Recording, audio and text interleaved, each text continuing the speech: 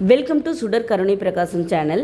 வாங்க இன்றைக்கி இனிப்பு பிடி கொழுக்கட்டை தான் பார்க்க போகிறோம். 10 நிமிஷத்தில் செஞ்சு முடிச்சிடலாங்க. அதே சமயம் இந்த இனிப்பு பிடி கொழுக்கட்டை பூ போல் இருக்கணும். அதாவது நம்ம ரொம்ப நேரம் ஆனாலும் கூட இந்த கொழுக்கட்டை வந்து ரொம்ப ஹார்டாகிடும். அந்த மாதிரி ஆகாமல் இருக்கிறதுக்கு இந்த கொழுக்கட்டையை வந்து நல்லா சாஃப்டாக எப்படி செய்கிறது அப்படிங்கிறது தான் சொல்ல போகிறேன். ரொம்ப ஈஸியான முறையில், அதே சமயம் வீட்டில் இருக்க பொருளை வச்சு தான் செய்ய போகிறோம். மாவெல்லாம் ஒன்றும் அரைச்சிட்டு கிடக்க தேவையில்லை. வாங்க அது எப்படி செய்யலான்னு பார்க்கலாம். இந்த மாதிரி புட்டோன்னா ஒரே விரலில் புடுற மாதிரி இருக்கணும். அப்போ தான் கொழுக்கட்டை ரொம்ப நேரம் ஆனாலும் சாஃப்டாக இருக்கும். சாப்பிடும்போது ரொம்ப ஹார்டாக இல்லாமல் இருக்கும். அதுக்கு தேவையானது ஃபஸ்ட்டு வெல்லம் 1.5 கப் அளவுக்கு நல்லா நிறக்க எடுத்திருக்கேன். நான் 1.5 கப் அளவுக்கு மண்டை வெல்லம் எடுத்திருக்கேன். இதை ஒரு 2 கப்பு தண்ணி ஊற்றி தண்ணியாக கொதிக்க வச்சுருங்க. பாகெல்லாம் இல்லைங்க, அந்த வெல்லம் கரைஞ்சி வடிகட்டி தான் நம்ம சேர்க்க போகிறோம். அந்த அளவுக்கு தண்ணி ஊற்றிக்கோங்க. நம்ம 2 கப்பு மாவு எடுக்க போகிறோம். அதுக்கு 2 கப்பு தண்ணி ஊற்றி ஃபஸ்ட்டு கொதிக்க வைக்கிறேன் வெல்லத்தை. இதுக்கு வந்து நான் அணில் இடியப்ப மாவு தான் எடுத்திருக்கேன். நம்ம எல்லார் வீட்லேயும் இருக்கக்கூடிய ஒன்று இந்த இடியப்ப மாவு. அதை வச்சு எப்படி இனிப்பு கொழுக்கட்டை அதே சமயம் சாஃப்டாக எப்படி செய்கிறது. இது ஏற்கனவே வறுத்து ப்ராசஸ் பண்ணி வந்த மாவுங்கிறதுனால நான் சட்டியில் போட்டு வறுக்கலை. நீங்கள் பச்சை மாவாக வச்சுருந்தீங்கன்னா அடுப்பில் சட்டியில் போட்டு வறுத்துக்கோங்க. இப்போ 2 கப் அளவுக்கு இடியப்ப மாவு எடுத்திருக்கேன். அதுக்கு 1.5 கப் அளவுக்கு நான் வெல்லம் எடுத்து தண்ணியில் போட்டு கரைச்சி கொதிக்க விட்டுருக்கேன். இந்த மாதிரி 2 கப்பு தண்ணி ஊற்றி கொதிக்க வச்சுருக்கேன். இன்னும் 2 கப்பு ஊற்றி நம்ம வந்து சேர்த்துக்கலாம். இப்போ ஒரு கடாயில் 1 டீஸ்பூன் நெய் எடுத்துக்கோங்க. இந்த நெய்யில் 2 டேபிள் ஸ்பூன் அளவுக்கு வெள்ளை எள்ளு நான் எடுத்திருக்கேன். உங்கள்கிட்ட வெள்ளை எள்ளு இல்லைன்னா நீங்கள் கருப்பு எள்ளு எடுத்துருக்கலாம். நான் வெள்ளை எள்ளு எடுத்திருக்கேன். நல்லா பொரியணும். இந்த 2 டேபிள் ஸ்பூன் எள்ளு வந்து நல்லா பொரியணும். இந்த மாதிரி நெய்யில் வறுத்துட்டோன்னா நல்லா பொரிஞ்சிரும். அது சாப்பிட்றதுக்கு நல்லாயிருக்கும், வாயில் கடிப்படுறப்ப நல்லாயிருக்கும். இப்போ ஒரு முடி தேங்காய், திருவண தேங்காய் நான் வந்து ஒரு முடி எடுத்திருக்கேன். சும்மா மீடியம் சைஸ் மூடி இருந்தால் போதும். அதில் ஒரு முடி திருவி இதில் சேர்த்துக்கோங்க.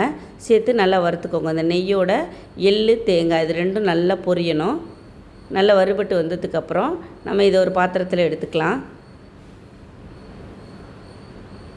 பிடிக்கொழுக்கட்டை எல்லோரும் செய்யக்கூடிய ஒன்று தான். நம்ம வந்து அதை எப்படி சாஃப்டாக செய்யணுங்கிறத அந்த வீடியோவில் நான் சொல்லி கொடுத்துருக்கேன். பாருங்கள், இப்போ எடுத்துக்கோங்க. ரொம்ப சிம்பிளான ஒரு ரெசிபிங்க இது. 10 நிமிஷத்தில் ஸ்கூல் விட்டு வர்ற குழந்தைங்களுக்கெல்லாம் 10 நிமிஷத்தில் செஞ்சு கொடுத்துடலாம்.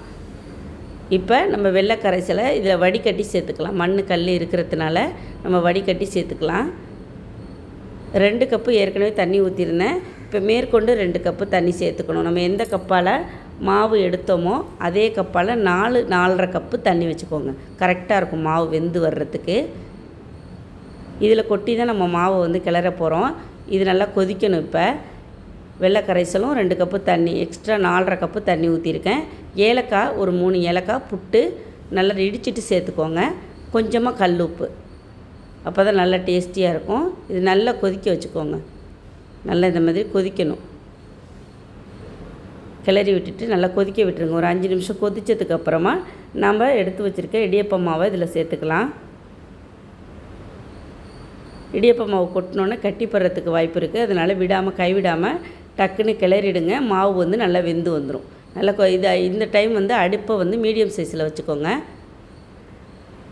நல்லா கொதித்ததுக்கப்புறம் தண்ணி நல்லா கொதித்ததுக்கப்புறம் அடுப்பை மீடியம் சைஸில் வச்சுட்டு நல்லா கிளறுங்க. கரண்டியால் கிளறிட்டிங்கன்னா அது வந்து கட்டிப்படாது. டக்குன்னு மாவு எல்லா பக்கமும் கரெக்டாக தண்ணி இருந்துச்சுன்னா உங்களுக்கு கட்டிப்படுறதுக்கான வாய்ப்பு இல்லை. டக்குன்னு இழுத்துக்கும். தண்ணியை வந்து மாவு இழுத்துக்கிட்டு நல்லா பாருங்கள். இந்த மாதிரி நல்லா கிளறி வச்சதுக்கப்புறம் நம்ம வறுத்து வச்சுருக்க எள்ளு தேங்காய் இது 2ஐயும் சேர்த்துக்கோங்க. அது நெய்யில் வறுத்துருக்கோமா, அது வந்து நல்ல வாசமாக இருக்கும் கொழுக்கட்டை. இந்த கொழுக்கட்டை வந்து இந்த மாதிரி மாவு வந்து நல்லா வேக வச்சுட்டு இப்போ அடுப்பெல்லாம் ஆஃப் பண்ணியாச்சு. நல்லா கிளறி இன்னொரு பாத்திரத்துக்கு மாற்றிக்கிட்டு நல்லா கிளறிக்கோங்க. அவ்வளோதான். இதுக்கப்புறம் நீங்கள் அடுப்பில் வச்சு கிண்டணுங்கிற அவசியம் இல்லை. ஏன்னா இதுக்கப்புறம் நம்ம வந்து வேக வைக்க தான் போகிறோம். இந்த தண்ணி அளவும் அந்த மாவு அளவும் கரெக்டாக இருக்கணும். இருந்துச்சுன்னா கொழுக்கட்டை வந்து கல் மாதிரி ஆகவே ஆகாது. இதுக்கு இன்னொன்று நெய் சேர்க்கணும் நம்ம. இது நல்லா கிளறிட்டு மாவெல்லாம் எடுத்து வச்சதுக்கப்புறம் நல்லா 1.5 டீஸ்பூன் நெய் சேர்த்துக்கோங்க. நெய் சேர்த்துக்கிட்டதுக்கப்புறம் நல்லா சாஃப்டாக இருக்கும்.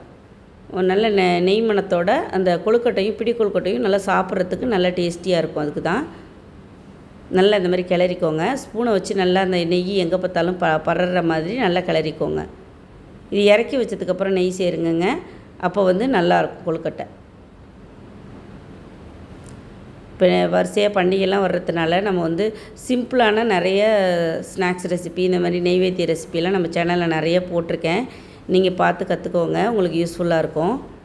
இப்போ நல்லா கிளறி விட்டுக்கோங்க. இந்த மாதிரி நல்லா கிளறினதுக்கப்புறம் கையால் எடுத்து நல்லா ஆற வச்சுருங்க. சூடோடு பிடிச்சிக்கின்னா கையெல்லாம் நல்லா செவந்து போயிடும். நல்லா கொஞ்சம் ஆற வச்சுட்டு பார்த்திங்கன்னா நம்ம கை வந்து இப்படி எடுத்து பிடிச்சோன்னா நமக்கு வந்து இந்த மாதிரி அந்த 4 விரல் பதியணும். அதில் கையில் ஒட்டாமல் இந்த மாதிரி 4 விரலும் பதியணும். அப்போ தான் வந்து நல்லாயிருக்கும் பார்க்குறதுக்கு.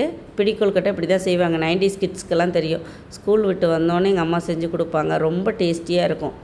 2 கொழுக்கட்டையை தின்னுட்டு தண்ணி குடித்தாலே வயிறு நம்பிடும். இது மாதிரி எல்லா மாவையும் நம்ம இந்த மாதிரி பிடிச்சிக்கலாம். மாவு வந்து கையில் எடுத்து நம்ம உருட்டும்போது நல்லா இந்த மாதிரி இருக்கணும், சாஃப்டாக இருக்கணும். சாஃப்டாக இருந்துச்சுன்னா தான் நம்ம உருட்டும்போது அது கையில் ஒட்டாமல் வரும். நம்ம 4 விரல் வச்சோன்னா அதில் வந்து பதியும். அவ்வளோதான். ஈஸியான ஒரு மெத்தடு தான் இந்த கொழுக்கட்டை பிடிக்கிறது.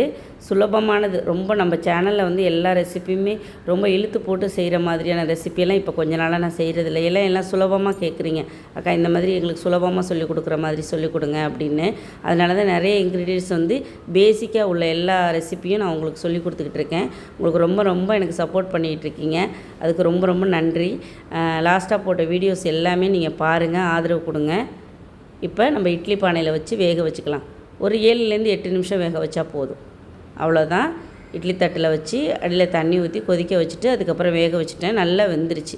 வெந்தோடனே நல்லா பளபளன்னு தெரியும். கையை வச்சு தொட்டு பார்த்திங்கன்னா மாவாக இருக்காது, நல்லா வெந்திருக்கும். இது நல்லா சுட இந்த கொழுக்கட்டையை சாப்பிட்டோன்னா 10 கொழுக்கட்டை கூட சாப்பிட்லாங்க. அந்தளவுக்கு டேஸ்டியாக இருக்கும். ரொம்ப டேஸ்டியாக இருக்கும். பஞ்சு மாதிரி இருக்கும். அது சின்ன குழந்தைங்களுக்கெல்லாம் ரொம்ப பிடிக்கும். எடுத்து சாப்பிட்றதுக்கு நல்லாயிருக்கும். அது இனிப்பு சேர்த்துருக்கோமா, தேங்காயெலாம் நல்லா நெய்யில் வறுத்துட்டு செஞ்சுருக்கிறதுனால நல்லா சூப்பராக இருக்கும். செஞ்சு சாப்பிட்டு பாருங்கள். இப்போ குழந்தை இன்றைக்கி வரலட்சுமி விரதம் அப்படிங்கிறதுனால சுவாமிக்கு வந்து நெய்வேத்தியமாக கூட டக்குன்னு செஞ்சு வச்சிடலாம்.